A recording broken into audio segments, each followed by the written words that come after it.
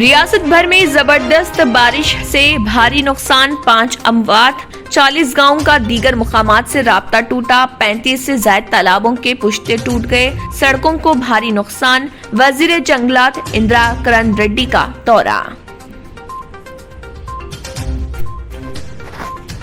متلاشیان روزگار کے لیے نئی پہل، ہزاروں ملازمتیں دستیاب، digital employment exchange of Telangana.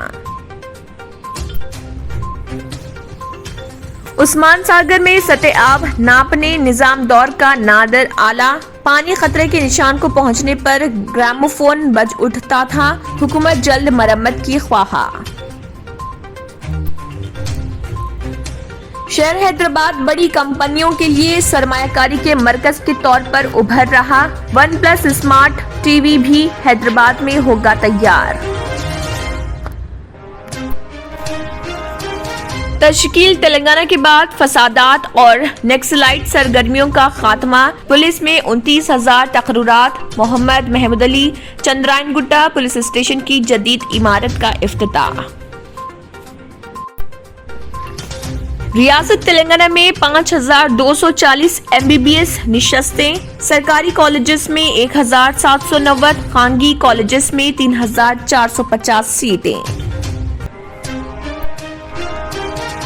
Telangana جنا سمیتی صدر پروفیسر کودنڈا رام نے لگایا الزام، کہا تلنگانہ حکومت بھی فون ٹیپنگ کی مرتکب۔